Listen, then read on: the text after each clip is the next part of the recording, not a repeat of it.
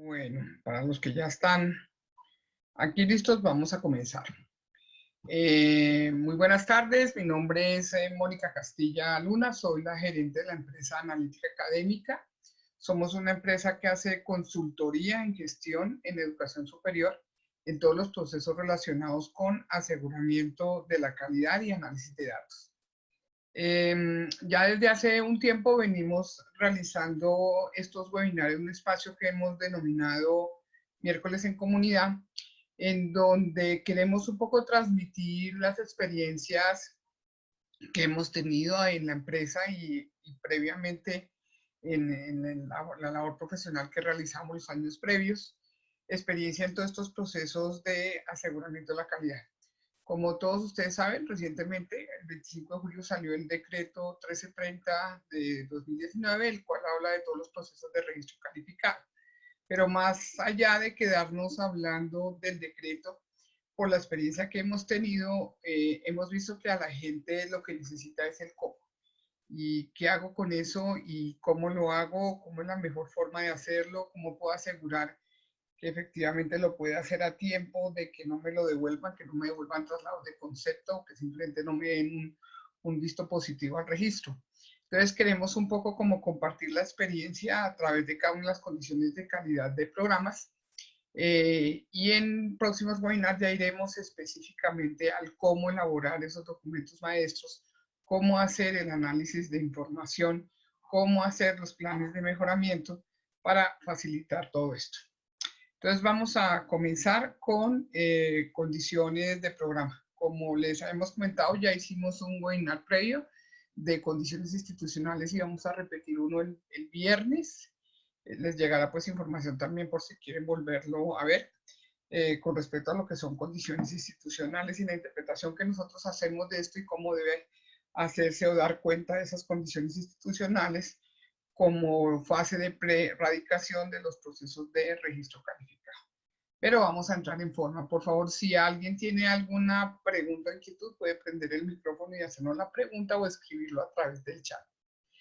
Si alguien quiere complementar lo que estamos diciendo, es bienvenido a que entre todos construyamos estos procesos. Como les comentó Ana María, queremos hacer también algunos webinars de buenas prácticas en donde quisiéramos que las personas que están inmersas en estos procesos, llámense direcciones de aseguramiento de la calidad de planeación de las universidades, y la gente que haya tenido experiencia ya haciéndolos como decanos, directores de programa o de carrera o los mismos profesores, compartieran con nosotros lo que se consideran unas buenas prácticas para hacer todo todos estos procesos de registro, llámese registros, modificaciones, ampliaciones del lugar de desarrollo, llámense autoevaluaciones para registro, para acreditación o reacreditación de programas académicos de cualquier nivel técnico, profesional, tecnológico, universitario, posgrados, maestrías, doctorados.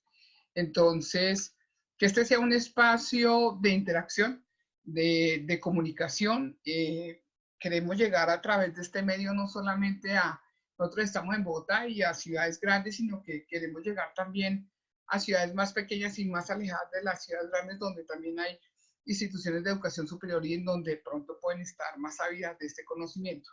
Y si logramos que sobre todo las universidades grandes y acreditadas logren compartir estas buenas prácticas, pues sería muy interesante para todos, porque todos aprendemos en ese hacer. O sea, todos tenemos que aprender haciendo, y ya de tanto repetirlo hay gente que ya sabe cómo hacerlo, lo tiene sistematizado y lo tiene claro.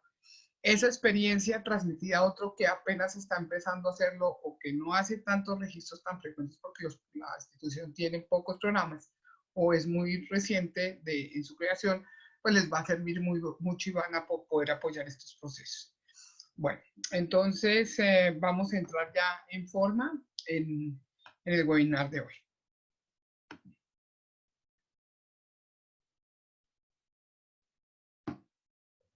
Bien, entonces, ¿qué vamos a recordar? Vamos a recordar qué es el registro calificado, cómo es el proceso de registro calificado y qué condiciones de calidad se evalúan. Y vamos a dejar para un próximo webinar cómo elaborar el documento maestro y cómo hacer planes de mejora. Cómo podemos organizar plantillas para hacer todo lo que se requiere para poder elaborar el documento maestro.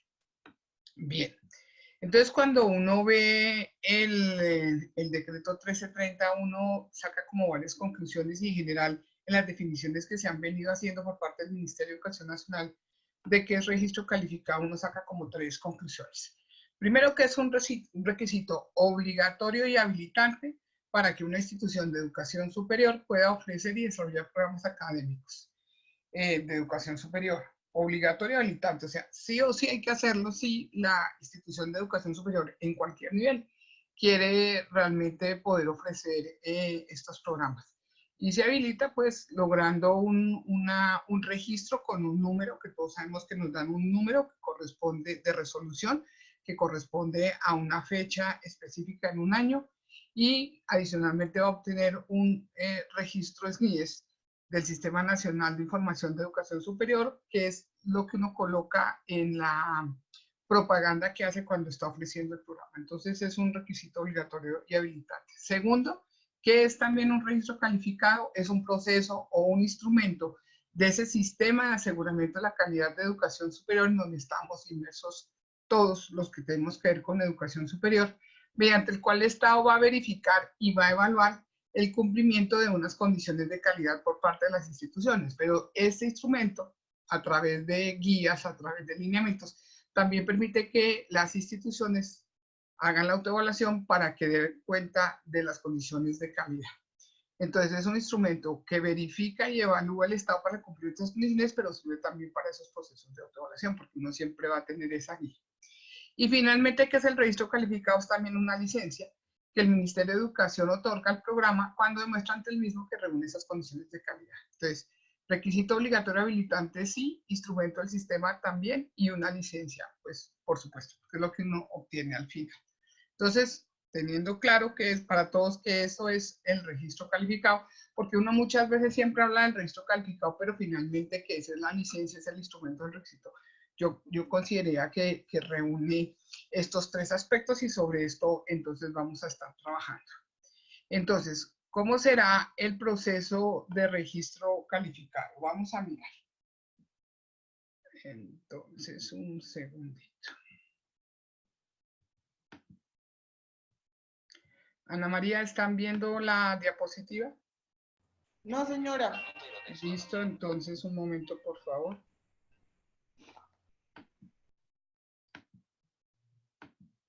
Ok, ahora sí. Ahora sí. Listo, perfecto. Bien, vamos entonces a ver cómo es ese procedimiento, rápidamente revisar el 1330 sobre el procedimiento y luego ya vamos a entrar en forma condición de calidad, condición de calidad. Cuando sale este nuevo decreto, yo creo que hay que tener claro una serie de cosas y una serie de términos que aparecen allí, porque esa es una de las características ya en la cartilla que sacaron del decreto 1330. Siempre se habla de la diversidad de instituciones por tipología, por naturaleza, por modalidad, por nivel educativo, siempre y en cada condición. Entonces dice de acuerdo a la tipología, la naturaleza, pero ¿qué es esto? Entonces nos pareció como importante aclarar todos estos términos. ¿Qué sería la educación superior? Un proceso permanente que posibilita el desarrollo de las potencialidades del ser humano de una manera integral. Se realiza con posterioridad a la educación media secundaria y tiene por objeto el pleno desarrollo de alumnos y su formación académica profesional. Entonces, la educación superior, el producto final será un profesional o un académico formado a través de una institución, ¿cierto? Con un título. Ese sería el concepto de educación superior. Luego nos vamos a la tipología o el carácter académico. Entonces, ¿qué tendremos? Instituciones técnicas profesionales, instituciones tecnológicas, instituciones universitarias o escuelas tecnológicas y universidades. Muchas veces cuando uno habla de educación superior solo está centrado en universidades, pero hay toda esta tipología de instituciones que van aumentando, por decirlo así, en complejidad. Y entonces, de acuerdo a esa complejidad que trae cada institución en su definición, entonces también dará cuenta de unas condiciones de calidad propias de ese tipo de tipología o carácter académico de la universidad. También hay 2 posibilidades, es que la universidad sea o la institución de educación superior sea de naturaleza jurídica o de dos tipos de naturaleza jurídica, estatal u oficial y universidad privada. La estatal oficial se organiza como un ente universitario de todas maneras autónomo, con régimen especial y vinculados al Ministerio de Educación Nacional, con personería jurídica propia, autonomía académica, administrativa, financiera, patrimonio independiente y posibilidad de elaborar y manejar presupuestos de acuerdo a las funciones que le corresponden. Mientras que las instituciones privadas son personas jurídicas de utilidad común sin ánimo de lucro, organizadas ya sean como corporaciones, como fundaciones o instituciones de economía solidaria. Entonces uno puede tener una corporación que sea una institución técnica profesional, puede tener una corporación que sea una institución tecnológica, una institución universitaria, puede tener una fundación que pueda ser una universidad. A eso hace referencia la naturaleza jurídica. Luego la modalidad. ¿Qué es la modalidad? ¿Se acuerda que cuando uno hace registros calificados, a veces coloca en la tableta inicial de la denominación del programa modalidad y metodología? Entonces vamos a hablar aquí qué es modalidad.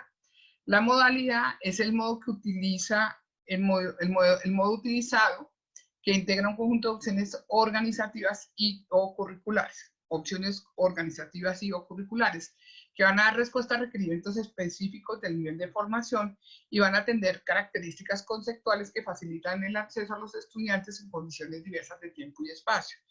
Según esta definición, cómo se organiza todo el programa organizativa y curricularmente de acuerdo a la diversidad de tiempo y espacio, entonces tendremos que hay modalidad presencial, que es entendida como la interacción que se da principalmente en el encuentro personal.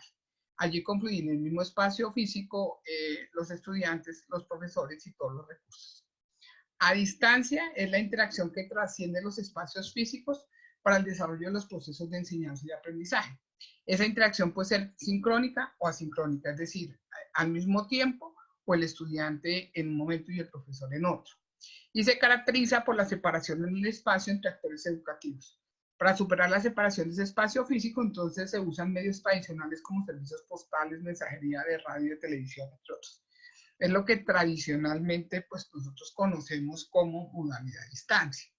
Virtual ya es entendida como la interacción que trasciende la temporalidad y el espacio. Sucede entonces en el ciberespacio mediante la configuración de entornos digitales para la enseñanza y el aprendizaje.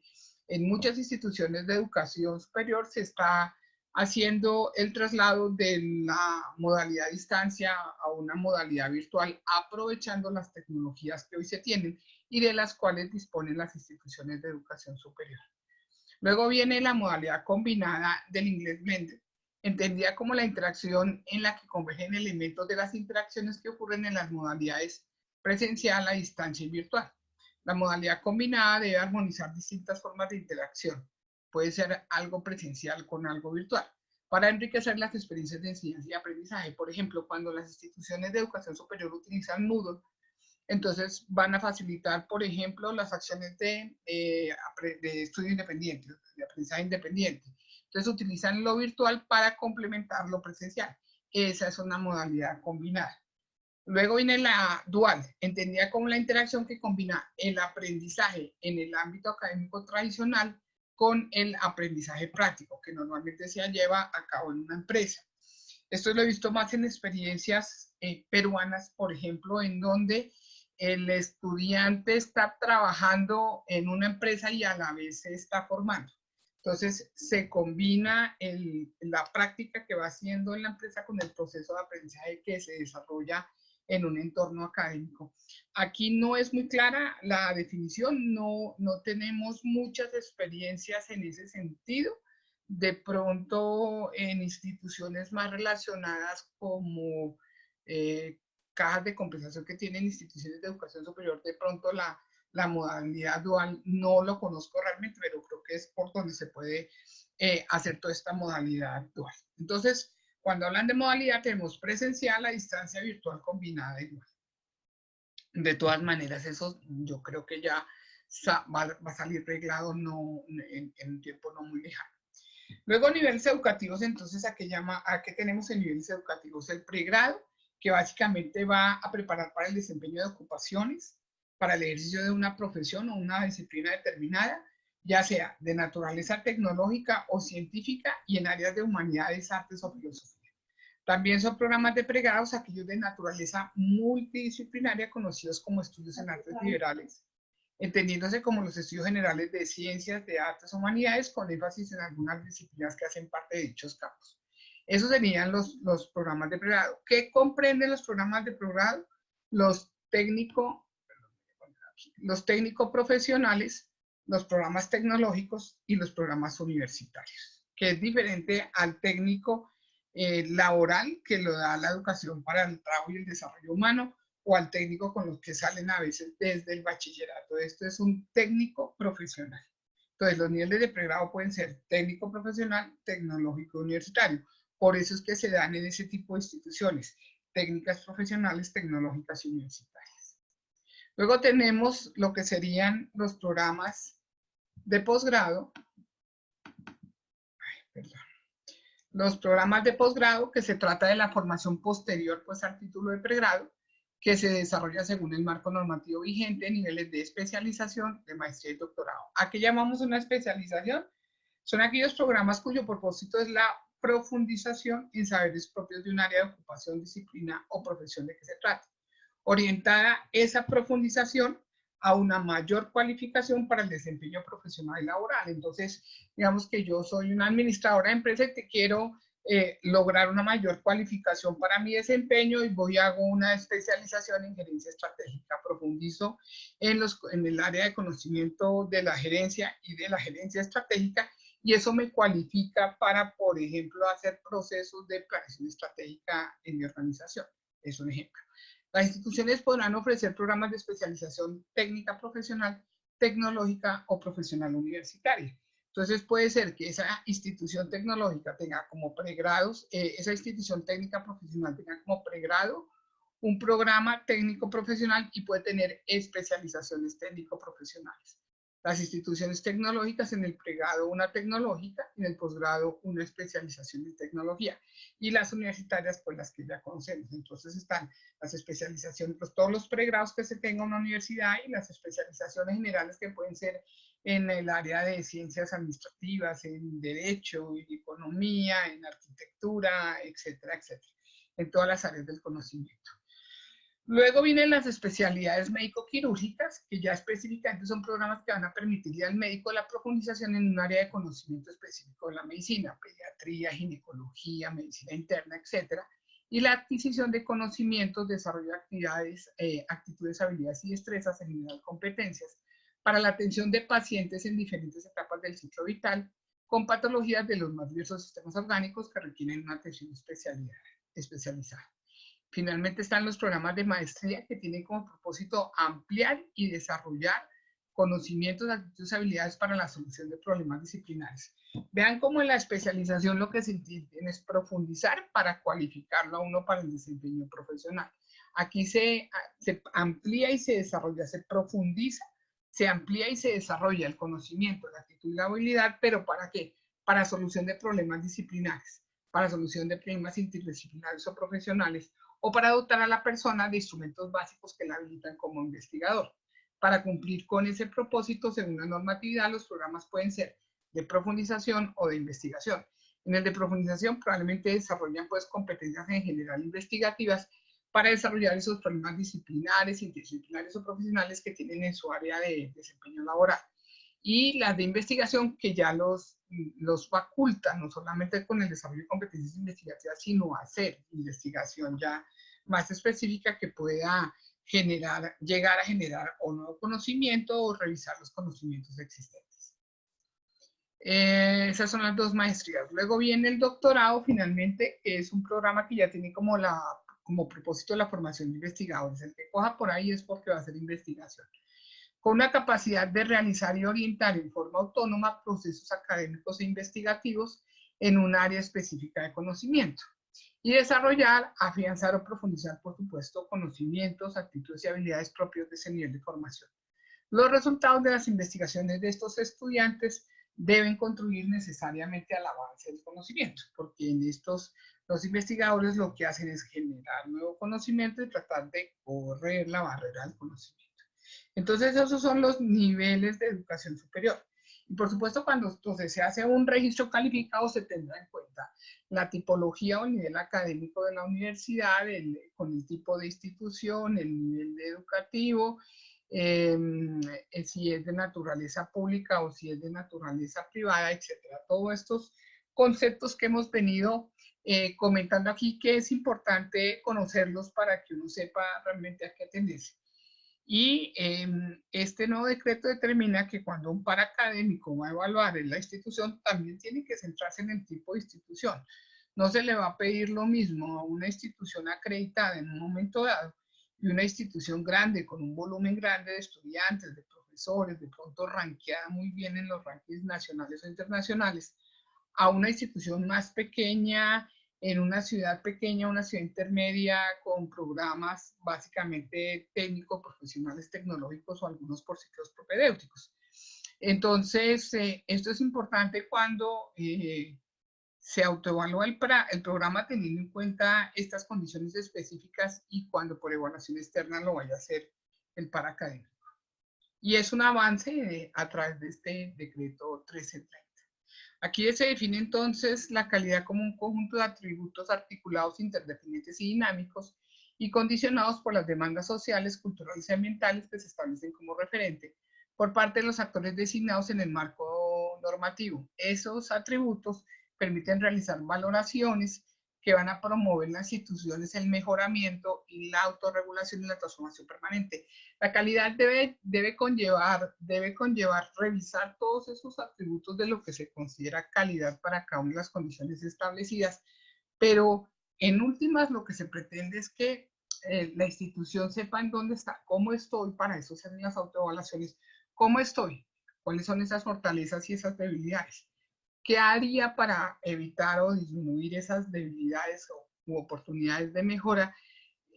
Hago un plan de mejora, genero o proyectos, actividades, acciones específicas con responsables, con tiempos, con integrables, con recursos, y eso me debe llevar a una mejora continua, que esa es la idea de asegurar la calidad, es el proceso de autorregularme, saber dónde es, cómo estoy y qué debo hacer para mejorarme, y hacerlo de forma permanente. Esa es la idea en general de la calidad y es lo que está pidiendo este decreto, en donde dice, mire, ya no son tan importantes las capacidades y los procesos porque pues finalmente las instituciones se van organizando con todo eso, entonces tienen claro cómo son los procesos de selección y de admisión de estudiantes o de vinculación y selección de docentes, tienen sus políticas de investigación, de internacionalización, los procesos, los procedimientos los tienen claros.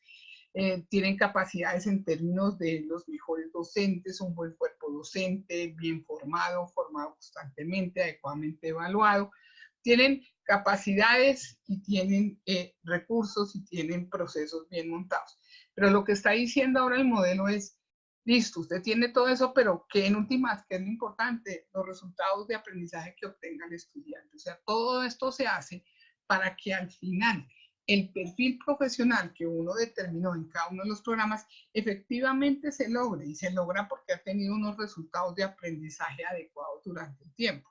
Entonces, la forma de valorar la calidad en una institución de cualquier tipo es qué tanto se logró el resultado de aprendizaje. Y en últimas, el resultado de aprendizaje es el perfil profesional.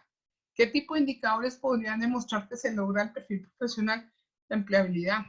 Si nuestros estudiantes en general y egresados tienen una buena empleabilidad, medido a través de la tasa de cotización, revisado a través del Observatorio Laboral de la Educación, por ejemplo, o en el programa de seguimiento de egresados que tenga cada institución.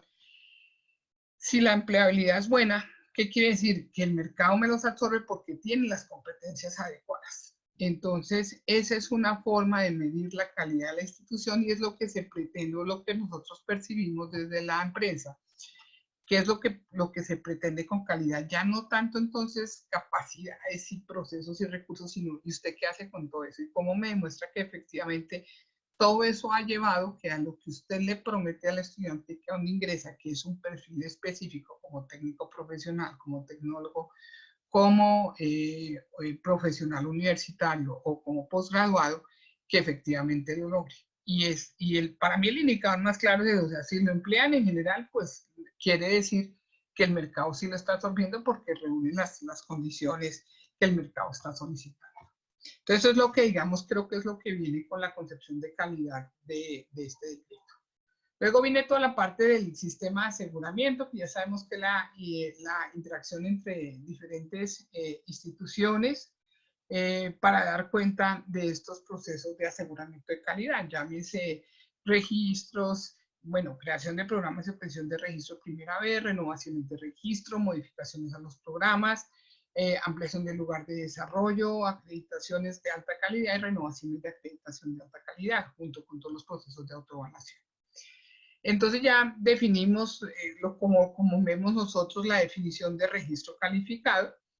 La particularidad, como ya todos ustedes saben que tiene esto, es que el registro se va a dividir en dos partes, un preradicado con lo que son condiciones, 6 condiciones institucionales, y las condiciones del programa ahora se van a trabajar aparte, o sea, se radican las condiciones institucionales y una vez que se radiquen, se comienza con las condiciones del programa. Es un ejercicio que se hace mucho más interesante para el programa y la facultad porque es lo que tienen que contar ya en lo específico del programa, no tienen que centrarse y dar cuenta de otras cosas que eso a veces hacía muy engorroso hacer todo el documento maestro por toda esta cantidad de condiciones. Ahora, las institucionales, entonces, como sabemos, van por un lado y las de programa van por otro. Estos días tuvimos una experiencia interesante y hay una institución que nos contactó para hacer condiciones institucionales. Ellos no tenían 2 registros calificados previos como lo determina aquí la norma y tienen que meter ya, digamos, la documentación para renovación de uno de los registros de programa en julio del año entrante. Entonces dijeron, bueno, ¿y qué hacemos con lo de condiciones institucionales si hay que preradicar? Entonces, haciendo consultas en el ministerio, lo que encontramos es que como ellos no tienen ese requisito de dos registros calificados previos entre el 2018 y julio del 2019, tuvimos que utilizar los 2 ciclos que tiene el ministerio este año para los trámites de documento y las condiciones institucionales, por el tiempo que está tan corto, se van a pasar terminando el segundo ciclo que termina como el 6 de diciembre. Entonces se pasan condiciones institucionales, pues la idea es que se tendría como 6 meses para que el ministerio verifique las condiciones institucionales y dé concepto positivo para que ellos radiquen la renovación del registro calificado. Este es un ejemplo de cómo debe implementarse esto porque pues está en la norma, pero uno decía, bueno, ¿y cómo lo hago? ¿No? En este caso de condiciones institucionales, decíamos, bueno, como ellos metieron procesos, pero no les han salido resolución, ¿será que caben en el cuento de la posibilidad de que se tengan 2 años antes de que tengan que tenerlo de condiciones institucionales? No. El asunto fue así, no tienen programas acreditados, no es una institución acreditada, y no tenían 2 registros previos que hubieran renovado en ese periodo. Entonces, tocó y estamos corriendo para poder dar cuenta de condiciones institucionales. En este momento no sabemos si se van a meter en el SACE, si de aquí a diciembre ya el SACE se está organizado para meter condiciones institucionales o si hay que llevarlo en medio físico y digital hasta el Ministerio de Educación Nacional. Son cosas que iremos aprendiendo con la experiencia, pero digamos que en eso estamos. Estas pues son las condiciones institucionales, mecanismos de selección y evaluación de estudiantes, toda la parte de estructura administrativa y académica con todo lo de gobierno, rendición de cuentas, políticas de investigación, políticas curriculares, políticas de bienestar y de gestión, toda la parte de gestión de información y arquitectura institucional, la cultura de autoevaluación, egresados, modelo de bienestar. Con la cultura de autoevaluación, sí o sí la armada de un sistema interno de aseguramiento de la calidad, el modelo de bienestar y los recursos suficientes para garantizar el cumplimiento de metas. Entonces, ahora sí entremos un poco y vamos a revisar rápidamente lo del decreto. ¿Cuáles son esas condiciones del programa? Entonces, son características necesarias a nivel del programa que describen sus particularidades en coherencia con qué. Entonces, vemos con la tipología, ¿cierto? Institución técnica profesional, institución tecnológica, institución universitaria, universidad. Identidad y misión institucional, porque todo esto parte de el proyecto educativo institucional y su misión, la carta de navegación, esa carta de navegación que es el proyecto educativo institucional y que dice ¿Qué voy a hacer en términos de docencia? ¿Qué voy a hacer en términos de investigación y proyección social? ¿Qué soy lo que quiero? ¿Cuál es la definición de persona a educar que yo tengo dentro de mi propio proyecto educativo institucional? Entonces, todo lo que yo haga estará determinado por esa carta de navegación de ese proyecto educativo institucional. En coherencia con esto y también con las distintas modalidades, ¿no? Si es presencial, ¿qué implica? Si estoy a distancia, virtual, dual u otras, o blended, etcétera, ¿qué implica y cómo voy a hacer todo este proceso de registro calificado? Hay que tenerlo ahí en cuenta. ¿Cuáles entonces son esas condiciones de programa? La denominación del programa, la justificación del programa, el contenido curricular con los componentes teóricos, pedagógicos de interacción y evaluación, la investigación, la innovación, creación artística y cultural, la relación con el sector externo, los profesores, todos los medios educativos y la infraestructura física y tecnológica. Recordemos entonces cómo va a ser todo este proceso que es muy similar al que se está llevando actualmente, sino aquí lo que le digo, ya vamos solo a estas condiciones y se ha hecho el pre-radicado y el visto positivo para condiciones institucionales. Entonces está primero la presentación de la solicitud del registro, la radicación en debida forma, la designación de los pares académicos en donde no estén acreditados, visita de verificación, el concepto en la decisión. En general la documentación dice que si la universidad está acreditada, pues no va a tener que presentar condiciones institucionales. Si tiene programas acreditados, pues va a radicar condiciones institucionales, pero no va a requerir visita. Si no está ni acreditado ni tiene programas acreditados, pues va a requerir visita por parte de pares académicos, que es lo que realmente funciona también hoy en día.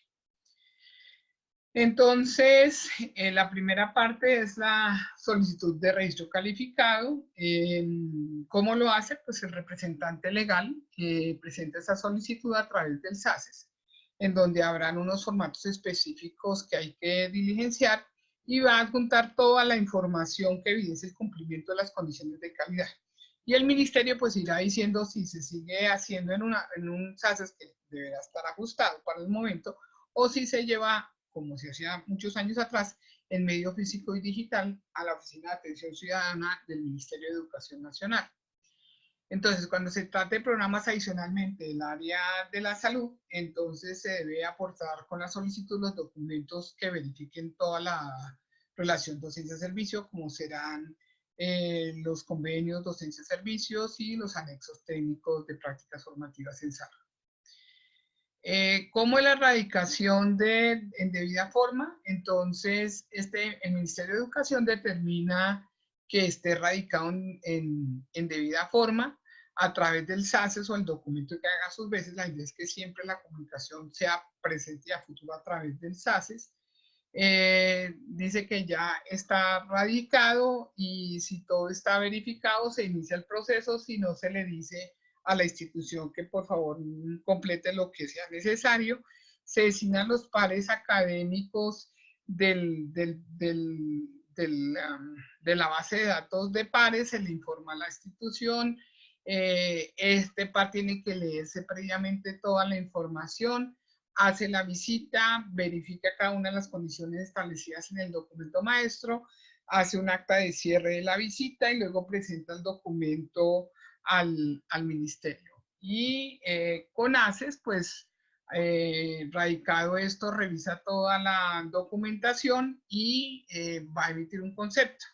Ese concepto, si llega a diferir de lo presentado por los pares, entonces debe con ACES sustentar por qué no es el mismo concepto y ahí la universidad va a tener tiempo también como de réplica del concepto, como se hace hoy en acreditación, pero que no se hacía antes en registro calificado. Pasado todo este tiempo, entonces se emite el concepto mediante acto administrativo sobre la solicitud de registro calificado del programa. Si no están de acuerdo, pues se puede enviar un recurso de reposición para que revisen la decisión, tal como se hace hoy en día. Entonces, básicamente, esto es lo que trae el decreto 1330 acerca de lo que es el procedimiento para la renovación de registros calificados con una fase previa de pre-erradicación de condiciones institucionales. ¿Alguien quiere o tiene alguna pregunta o quiere adicionar algún comentario respecto a lo que hemos hablado hasta el momento? Hace un rato el señor Juan Sánchez nos decía que la Unión Empresarial son modalidad dual, filial de la Cámara de Comercio. Entonces, si el señor Juan Sánchez, por ejemplo, nos quiere acompañar un poco en el webinar que queremos hacer de buenas prácticas, sería interesante para aquellos que quisieran montar programas en esa modalidad. Entonces invitamos, lo invitamos para que participe en esta sesión. Sandra Torres nos está preguntando si hay alguna sesión para profundizar. Ya vamos a profundizar en las condiciones del programa. Ya les explico. Igual le agradecemos mucho que se contactara con nosotros a través del correo electrónico. Claro, nos está diciendo Juan que por supuesto, si quieres Juan, si puedes activar tu micrófono y hablarnos un poco.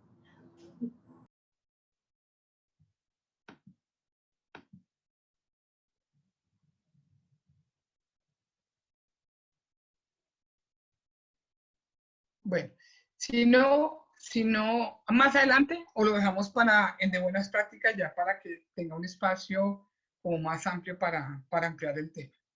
¿De acuerdo? Bueno, continuamos. Bien, entonces... Disculpa, sí, dice Juan que a él sí le interesaría participar en el próximo webinar de buenas prácticas. Bueno, perfecto. Entonces, Ana María. Agradecemos mucho el interés y estaríamos enviando más o menos, yo creo que en unas 2 o 3 semanas vamos a hacer ese webinar, entonces estamos enviando la información. Todas las personas que quieran participar, nos encantaría. Y creo que tú leíste lo que dijo la señora Sandra, ¿cierto? Sí. Entonces, allá le digo que vamos a profundizar. Vamos a hablar un ratico de condiciones de calidad y en el siguiente vamos a profundizar más en el cómo, porque eso es lo que hemos visto. O sea, uno se lee el lineamiento y ya más o menos lo entiende. Pero bájelo, operacionalícelo, haga las cosas de la mejor manera posible para evitar traslados de concepto, eso es otra cosa. Entonces vamos a entrar un poquitico a todas esas condiciones de calidad del programa. Entonces vamos a empezar por el primer nombre, que es la denominación del programa. En la denominación, entonces la institución debe especificar la denominación o nombre del programa en correspondencia con el título que se va a otorgar. Si uno dice especialización en administración de, no sé, de empresas, voy a decir cualquier cosa, el título será especialista en administración de empresas, mientras que si el título del pregrado es administración de empresas, el título será administrador de empresas. Entonces, el título tiene que, en la denominación debe corresponder al título que se va a otorgar al nivel de formación. Por eso decía yo, si el pregrado es administrador, el pregrado es administración, el título es administrador, pero si mi nivel de formación es especialización en administración de empresas, será un especialista en administración de empresas. Si es una maestría en administración de empresas, será un magíster en administración de empresas. Entonces debe haber una concordancia entre el nombre y el título y el nivel de formación. También con que tiene que haber una concordancia específicamente con el perfil profesional o de egreso, o el perfil del técnico profesional o el perfil del tecnólogo. O sea, lo que diga en el perfil debe corresponder a la denominación que se tiene. Y todos los contenidos curriculares que se establezcan desde objetivos, competencias, planes de estudio, resultados esperados de aprendizaje, todo tiene que ser correspondiente a la denominación que se quiere. Y por supuesto, cuando uno va a colocar la denominación, está mirando que otros programas se llaman así a nivel nacional o internacional para tratar de explicar por qué, si no es un nombre, voy a decir, corriente o común, por qué se coloca ese nombre, pero la denominación tiene que ser consistente con todo esto que hemos dicho, con el título, con el nivel educativo, con los contenidos curriculares y con el perfil de egreso del programa que se esté diseñando o renovando. Aquí tengo un ejemplo de una especialización médica de urología, que es toda la parte de sistema, digamos, genitourinario, y que es entonces, por eso se llama urología. Y en el caso de las especialidades médicas, un Consejo General de Educación Médica que está con la Asociación Colombiana de Facultades de Medicina está determinando el nombre para 72 especialidades médicas. Entonces, para que la gente no venga con nombres raros, sino que la especialización haga referencia a lo que se quiere decir. Bueno, básicamente esto por este lado. Eso en cuanto entonces a la denominación. En cuanto a la justificación, entonces la institución debe presentar una justificación que sustente el contenido curricular. O sea, ¿por qué ese perfil? ¿Por qué ese plan de estudio? ¿Por qué el perfil ocupacional? ¿Por qué esas competencias? ¿Cierto? Entonces tiene que justificar todos los contenidos y el tipo de modalidad. Si es virtual, ¿por qué es virtual? Si es presencial. O sea, yo no puedo decir que es virtual y yo solamente utilizo o tengo virtualidad para el 20% de mis créditos académicos o de mis asignaturas o de mis módulos. Tiene que corresponder todo a la modalidad que se esté utilizando. Entonces corresponde a la modalidad en que se desea ofrecer el programa para que sea pertinente con el desarrollo social, cultural, ambiental, económico y científico frente a las necesidades del país. O sea, ¿justifica tener un programa de estos o no? ¿Qué tipo de necesidades hay para que el programa necesite seguir ofreciéndose en el país y en la región? Porque habrá en regiones donde específicamente se necesita una formación porque no la hay. Porque aunque se requiere, nadie la ha hecho porque las instituciones que tienen no tienen las condiciones para hacerla, por ejemplo. Entonces, si justifica en una región, primero sobre un estudio de mercado o sobre estudios que hayan que se determine la necesidad, pues justificaría tener el programa allí. Entonces, fundamentado en un estudio que por lo menos tengan los siguientes componentes. Entonces, ¿qué tiene uno que siempre establecer en, sí?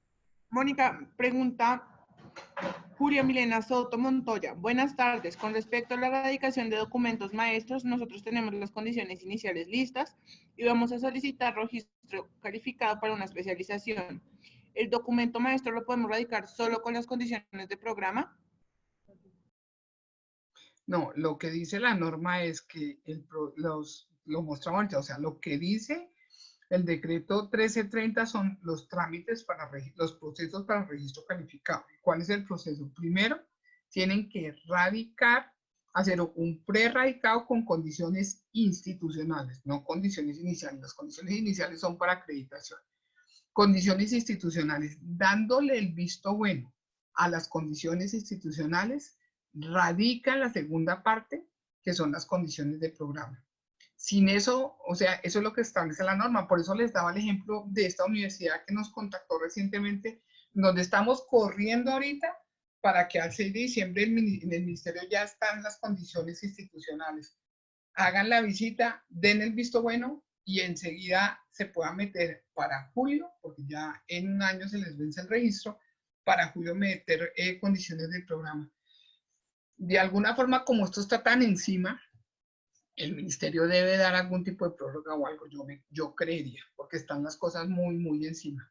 Pero si no hay visto bueno, o sea, si de acuerdo a lo que dice la norma, usted no reúne las condiciones institucionales, o sea, no reúne el tiempo para que da la norma, para, digamos, un tiempo más largo, para que no tenga que presentar condiciones institucionales y puedan renovar los registros, no hay problema.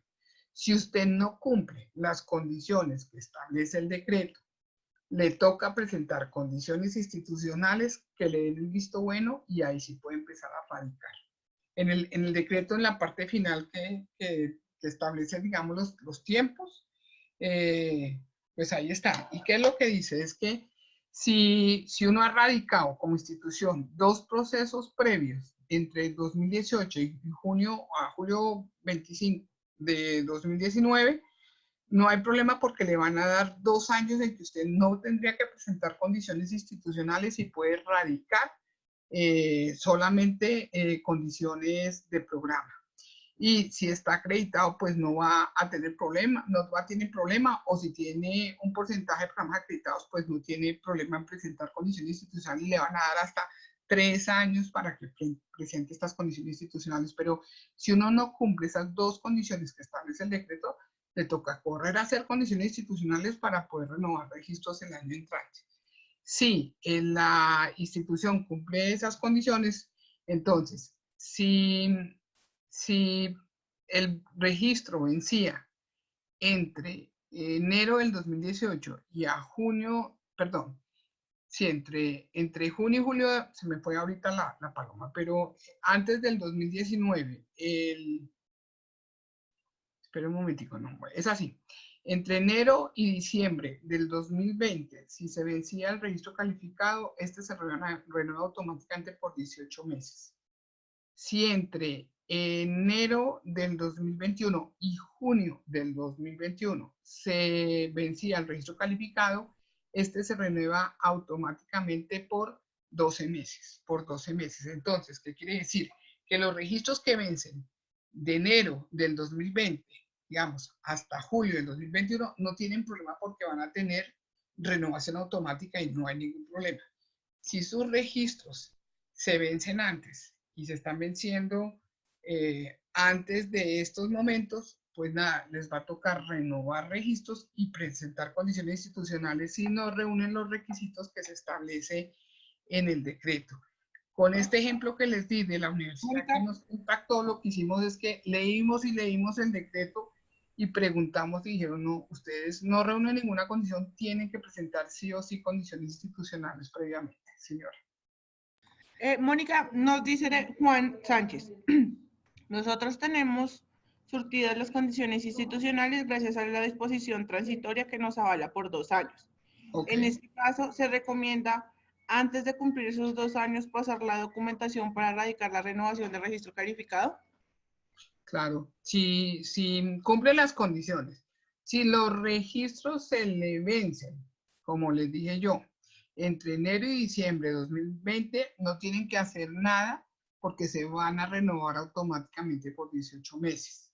Si el registro se vence entre enero y julio del 2021, no tienen que hacer nada porque el registro se les va a renovar automáticamente por 12 meses. No tienen que hacer nada. La norma es taxativa y allí está explicado. Y Mónica me dice, Jenny Paola, buenas tardes, ¿podrían indicarme cómo puedo presentar un programa en 2 modalidades, virtual y presencial? Bueno, lo que está diciendo el documento también es que hay un registro único. Uno con un registro único cuando va a crear un programa. Con un registro único puede tener todas las modalidades en ese registro. Entonces tiene, digamos, para un mismo registro, para un programa en modalidad presencial, para un programa en modalidad virtual, y si tuvieran un programa en modalidad dual, con el mismo registro hace los 3 tipos de programas. ¿Qué tendría que hacer? Pues ya hay diferencias adentro en contenidos curriculares, en los planes de estudio, en los ambientes de aprendizaje, en los recursos que van a utilizar, pues van a variar de acuerdo al tipo de programa. Pero lo que hace es que, digamos que es más amplio, digamos, lo que hay que hacer adentro, porque no es lo mismo tener una modalidad presencial que una virtual. En la virtual tiene que tener virtualizado por lo menos un porcentaje de asignaturas, que creo que es alrededor del 15% en lo virtual, para presentar al ministerio, para que el ministerio vea que efectivamente pues, que tienen la plataforma y que tienen ya virtualizado alguna parte de los cursos. En lo presencial no. Entonces, el mismo registro, pero entonces tendría que presentar como un documento para lo presencial, un documento para lo virtual, y si tuvieran uno dual, un documento para lo dual. 3 documentos, pero para esos 3 programas, en esas 3 modalidades, tendrían el mismo registro calificado. O sea, en un mismo proceso se hace todo. Listo. Jennifer Granados dice lo siguiente. Los registros calificados se extienden por 18 o 12 meses, no se renueva. Es una extensión del tiempo de vencimiento de registro calificado. Perfecto. Y Jenny vuelve a decir, pero debo presentar el documento maestro en las 2 modalidades. Dice, gracias. Y sí, Julia Milena dice, nosotros tenemos las condiciones institucionales vigentes por 3 años por el porcentaje de acreditados. El documento maestro para registro calificado nuevo, ¿lo podemos radicar solo con condiciones de programa? Sí, porque eso es lo que establece la norma. Si no tiene que presentarla, sino hasta dentro de 2 o 3 años, se entiende que está surtida la preradicación para ese registro calificado y solo tendrían que presentar un documento con condiciones de programa. Bueno, acá me piden el favor que si podemos poner las preguntas hacia el final, entonces por favor si quieren las pueden escribir y apenas terminemos con el webinar las respondemos uno a uno. Muchas Listo. gracias. Como les digo, cualquiera que pueda participar y complementar la información que estamos dando, pues con mucho gusto. Esta información que tenemos aquí es de la lectura y la interpretación de la norma y de la lectura de la documentación que existe, que ha venido saliendo al respecto y de toda la experiencia que hemos tenido en estos procesos de aseguramiento de la calidad. Pero todos ustedes también tienen una experiencia, entonces hagamos de este espacio un espacio de construcción de conocimiento común que a todos nos puede servir. Entonces, por favor, cualquiera que desee participar, complementar lo que yo digo, de pronto decir que no estoy de acuerdo con lo que yo digo y que es de otra forma, por supuesto, adelante lo vamos a escuchar todos. Bien, entonces estamos en justificación y en justificación entonces la primera parte es ver cuál es el estado de la oferta de la educación en el área del programa y la profesión. Esto lo hacíamos con los anteriores registros calificados, no hay realmente variación. Normalmente uno encuentra esa información de la oferta entrando a la página de SNIES, en la página de SNIES en donde está toda la parte de información de instituciones y de programas. Puede entrar uno por institución o por programa y le va a dar la información con algún término que uno coloque allí de qué programas se están ofertando, cuáles son activos, cuáles están inactivos, cuál es el número de créditos, la duración del programa, que le va a permitir contrastar la información del programa que están creando o que están renovando. ¿Cuáles son las necesidades del región y del país? Pues habrá una cantidad de fuentes de información externa que le puede permitir verificar cuáles son esas necesidades. Cuando se crea el programa normalmente se hacen estudios de mercado para saber si sí o si no y ver si hay una factibilidad y una viabilidad del proyecto de construcción de ese programa o no. Y la idea es pues buscar por área de conocimientos cuáles pueden ser esas necesidades en diferentes tipos de fuentes normalmente externas. Luego viene una justificación de atributos o factores que constituyen los rasgos distintivos del programa. Cuando ustedes exploran cuál es la oferta educativa en el área, lo que uno a veces hace también es meterse a la página web de universidades para mirar un poco cuál puede ser ese perfil profesional de ese programa, más o menos cómo es el plan de estudios, y a través de eso uno puede establecer o distinguir o establecer o describir cuáles son los rasgos distintivos. Por supuesto, el rasgo distintivo del programa viene incluso desde el proyecto educativo institucional. Como decíamos al principio, el proyecto educativo institucional es la carta de navegación de la universidad en términos de misión, de visión, de principios, de propósitos de formación en docencia, investigación y profesión social, en la definición de persona y de persona educada. Entonces, cuando eso está definido en el proyecto educativo institucional y yo armo el perfil, tiene que haber unos rasgos distintivos propios de la universidad. No será lo mismo un contador público de la Universidad Nacional que uno de la Sergio Arboleda o uno del Externado o de otra institución de educación superior en el país. Tienen que haber rasgos distintivos propios de la universidad. Además, cosas específicas que uno en el perfil, digamos, de ese contador público quiera sacar, es también un rasgo distintivo. Entonces, uno, dentro de la justificación, uno dice, vea, sí se necesita, se está ofreciendo esto y creemos que todavía hay espacio para ofrecer un programa de estos y lo ofrecemos básicamente porque tiene estas condiciones que lo hacen diferente a los otros. Y se podría hacer como una tablita comparativa con los otros programas porque lo hacen más tiempo, porque lo hacen menos tiempo, porque tienen más créditos, porque tienen menos créditos. Y ya las cosas específicas de perfiles, de competencias, de ambientes de aprendizaje, etcétera, permiten definir cuál es el rango distintivo de ese programa y por eso justifica seguir ofreciendo o ofrecer por primera vez o seguir ofreciendo el programa en el ámbito nacional, en el ámbito internacional y en cualquier modalidad que uno quiere y crea, ¿no? Antes pues estábamos como más limitados a esto solo presencial. Ok, entonces me disculpo ante todos y vuelvo a entrar entonces a aspectos curriculares.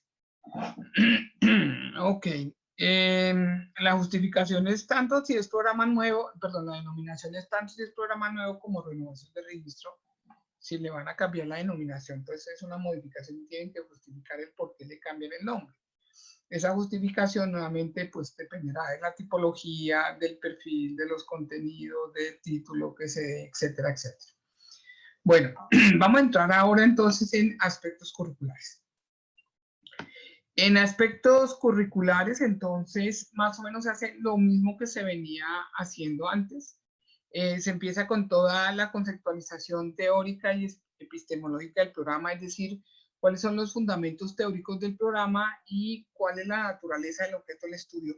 Esto se hacía en los procesos de registro calificado previo, entonces digamos que no habría ningún problema en esta parte de conceptualización teórica y epistemológica.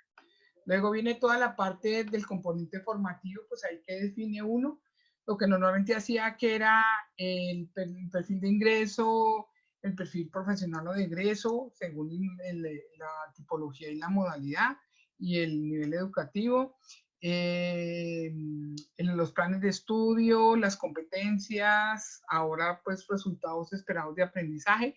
Se define todo eso en el componente formativo, más todo lo que serían las estrategias de formación integral y de flexibilización curricular. Entonces, pero eso se venía haciendo previamente. Luego viene toda la parte de componente pedagógico, entonces se dan todo lo referente a alineamientos e innovación en pedagogía didáctica. Esto sí depende de la modalidad, ¿no? Porque la pedagogía y la didáctica será diferente si el programa es presencial o si el programa es virtual o si el programa, por ejemplo, es dual. Tendrán estrategias y metodologías diferentes, habrá que definir los modelos pedagógicos y cuando se va a sacar registro calificado único, por eso le digo que casi que se hace un programa diferente, se presenta como un documento diferente para cada tipo de programa, específicamente por esta parte de los aspectos curriculares en cuanto al componente pedagógico. En cuanto al componente de interacción, se refiere entonces a la creación, fortalecimiento de vínculos entre la institución y los diferentes actores en pro de la armonización del programa con los contextos locales, regionales y globales. Cosas como las prácticas formativas que se tienen por área de conocimiento fortalecen estos procesos. También puede ser toda la parte de educación continua, de consultorías que haga el programa, también fortalece los vínculos con estos contextos. El desarrollo de habilidades de estudiantes y de profesores para interrelacionarse. Los conceptos aquí entrarían de interdisciplinaridad, multidisciplinaridad, en donde de pronto estudiantes de diferentes programas toman la misma asignatura y por tanto se tienen diferentes perspectivas para el abordaje del objeto de estudio, o cuando, como en algunas universidades o instituciones hemos visto, se logra tener asignaturas integradoras en donde varios profesores asisten a la misma asignatura y profesores de diferentes áreas de conocimiento, enriqueciendo el proceso allí. Esa es una de las formas de hacer toda esta parte de interacción. Está también toda la parte de internacionalización del currículo y el desarrollo de la segunda lengua. Puede ser que curricularmente se establezcan cursos dentro del plan de estudio con un número determinado de créditos para lograr una competencia de acuerdo a los niveles del marco común europeo para inglés, por ejemplo.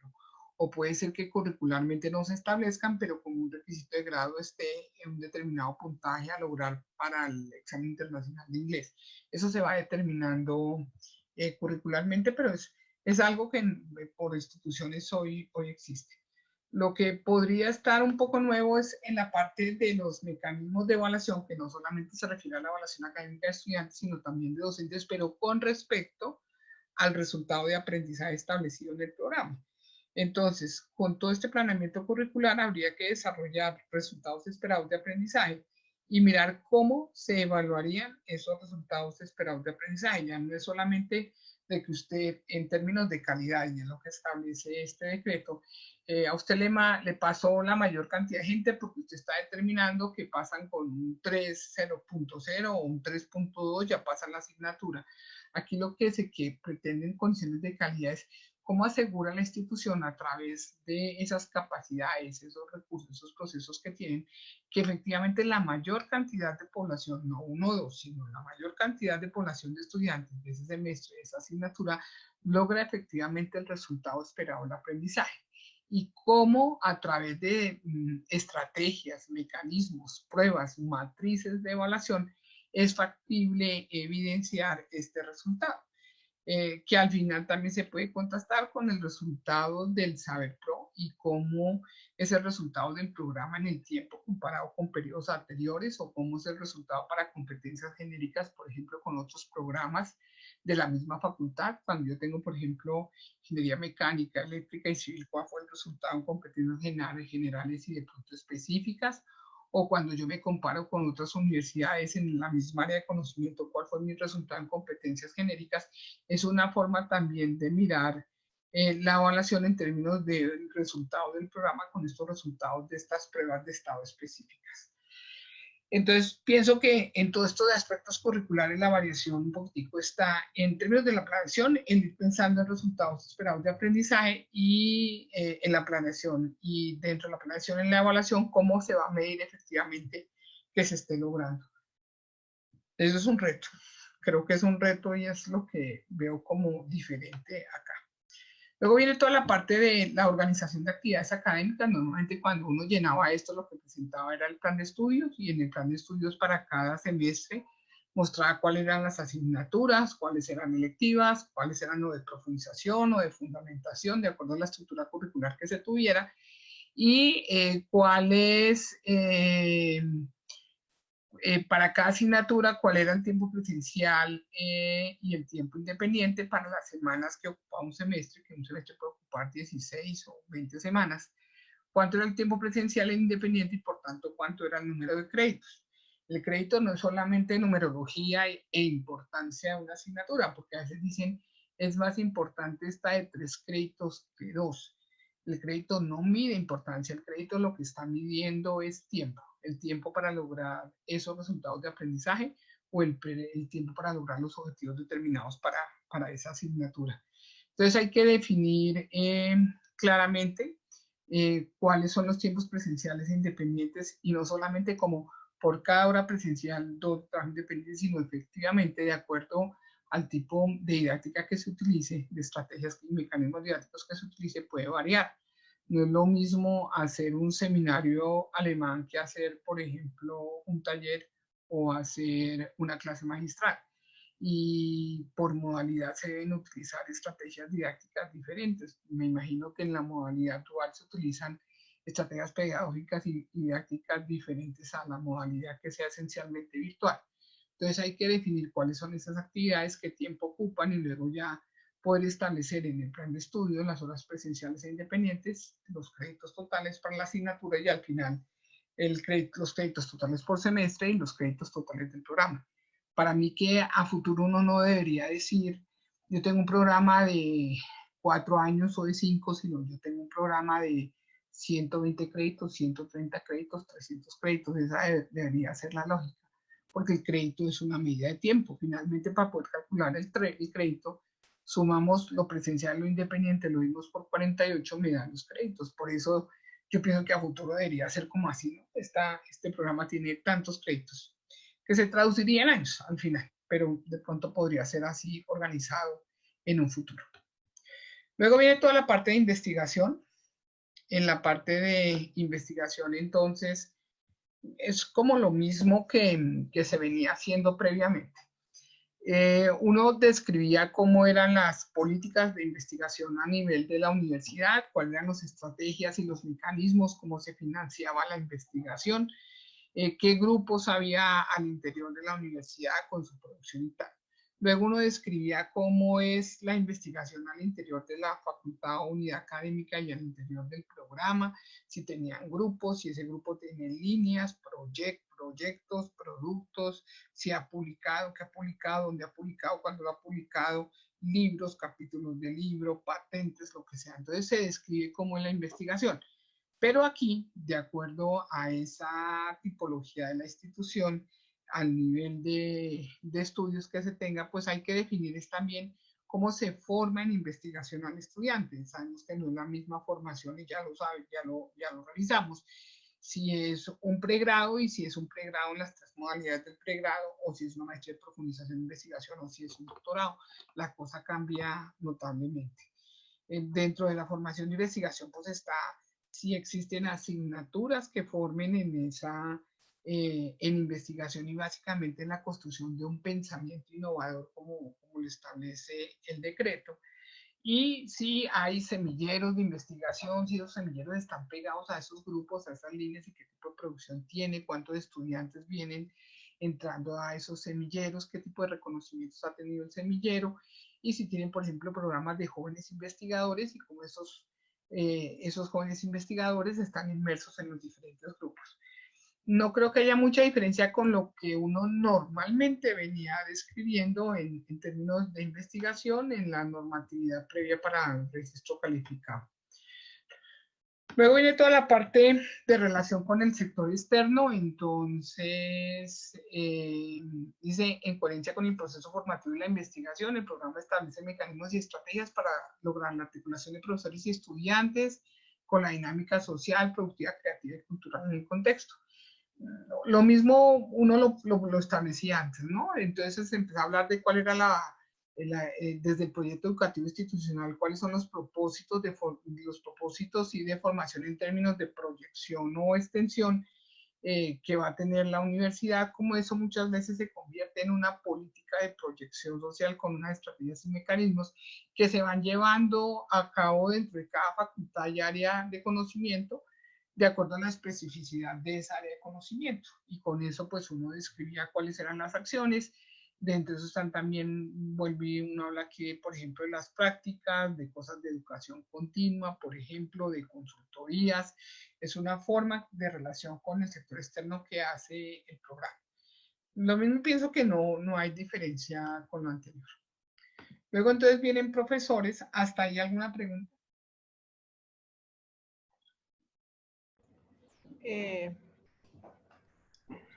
No, creería yo que por ahora no. No sé si alguien quiere activar el micrófono y hablarnos o quiere escribirla.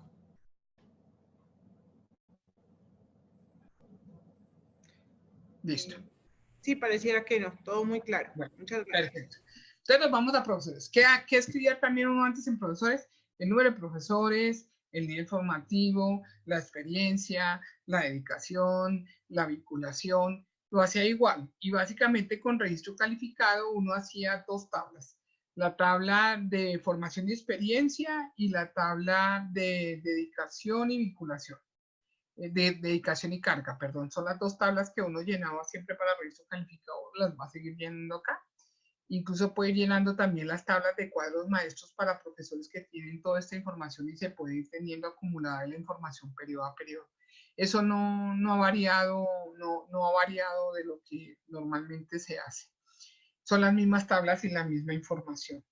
Dice también en el decreto que para esto la institución deberá evidenciar en su programa la estrategia para la vinculación, la permanencia y el desarrollo de profesores, o sea, todo lo relacionado como con la política de profesores que contemple referentes con relación al título académico e idoneidad, pues como lo establece normalmente está en el estatuto o en el reglamento docente, eso viene ahí, ¿cierto?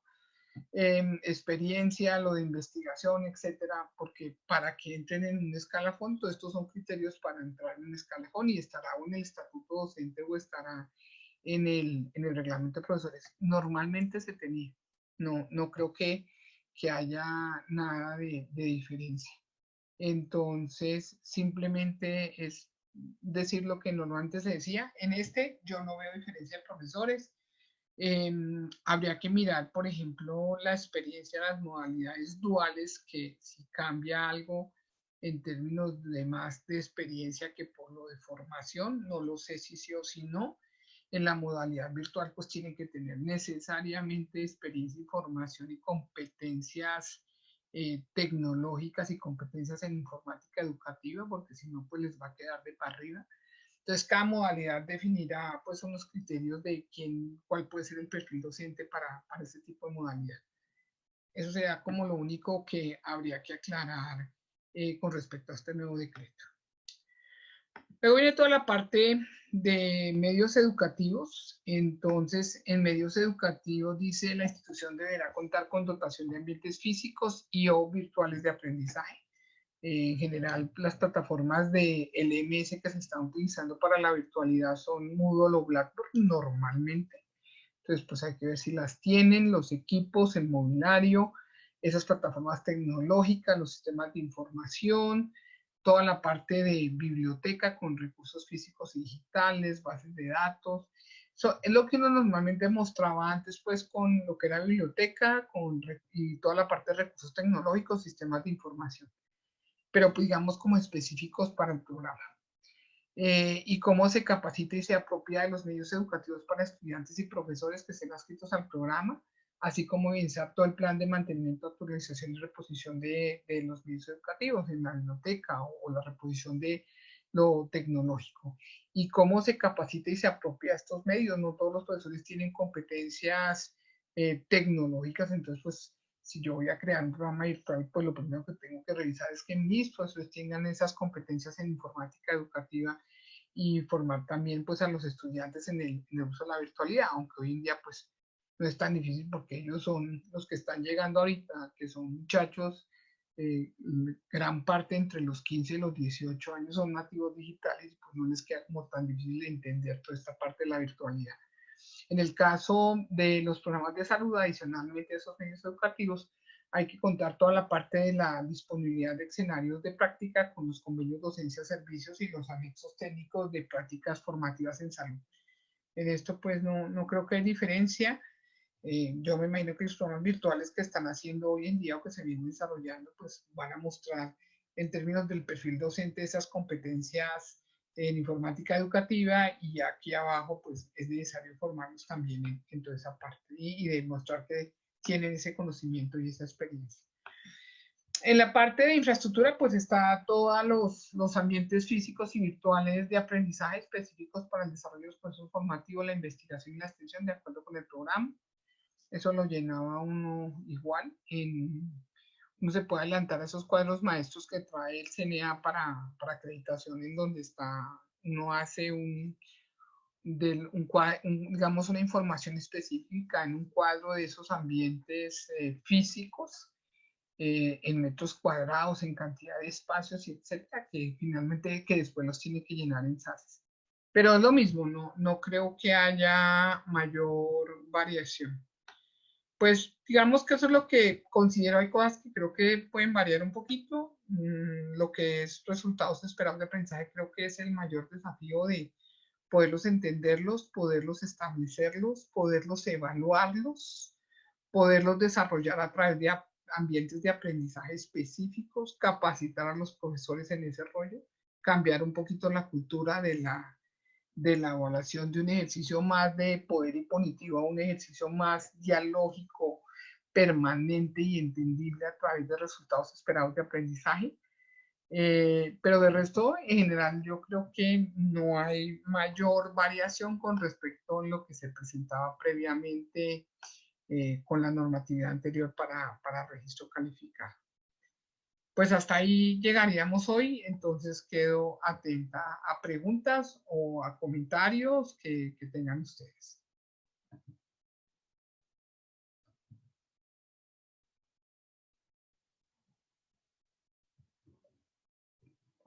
Ana María. Ana María.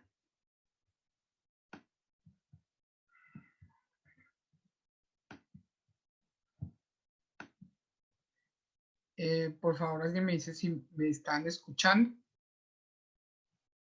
¿Alguien algún comentario a través del chat? Ok, gracias Gloria, gracias Se le Lili. escucha. Perfecto, ok. ¿Alguien tiene alguna pregunta? Puede abrirle el micrófono para preguntas o comentarios o escribirnos a través del chat.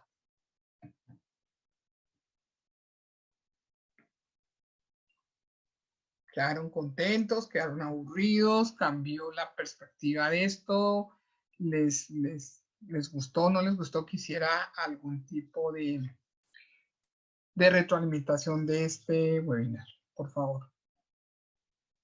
Sandra nos dice que muchas gracias por la información, que muy didáctica. Bueno, Sandra Torres, muchas gracias. También a Silgado Cristina, a Jennifer Granados, a Gloria Molano, Diana Monroy. Muchas gracias a ustedes. Bueno, entonces, espero que les haya servido. Esperamos seguir teniendo estos webinars de miércoles en comunidad.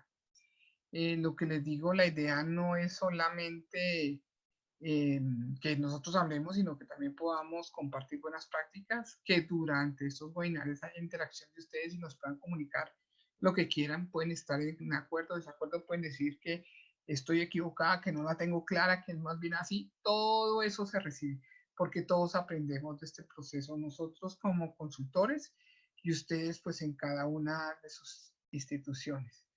Aquí nos dice Oscar Cortés, una sugerencia respetuosa para ustedes como organizadores: es necesario insistir en la lectura previa de la norma o los documentos del tema a tratar para los próximos webinars. Creo que algunas preguntas que salieron la responde el mismo decreto. Hay que aprovechar al máximo la experiencia de ustedes en general. Oscar, muchas gracias. Por supuesto, nosotros lo que pasa es que no, en orden hemos venido como presentando las cosas. No andamos en el decreto porque pensamos que todo el mundo lo lee y más o menos lo entiende, pero sí lo que empezamos con esto es a tratar de explicarles o de compartirles el cómo y el cómo lo vemos nosotros. Con respecto a lo que dice Oscar, es que, no sé, por la experiencia, por el conocimiento y por el lugar donde están las personas, de pronto en sitios más alejados de grandes ciudades, a la gente del todo no logra compartir esto con otras personas que le digan, oiga, como por aquí. No es lo mismo estar, por ejemplo, en una ciudad grande como Bogotá, en una ciudad grande como Bogotá, donde está uno tan cerquita del ministerio, donde comparte en asociaciones como ASCUN o en las asociaciones de facultades y comparte todo esto, que estar en un sitio más lejano a una institución pequeña. Entonces, de pronto entendemos eso. Por eso es que digo que es tan importante que entre todos vayamos como resolviendo estos temas.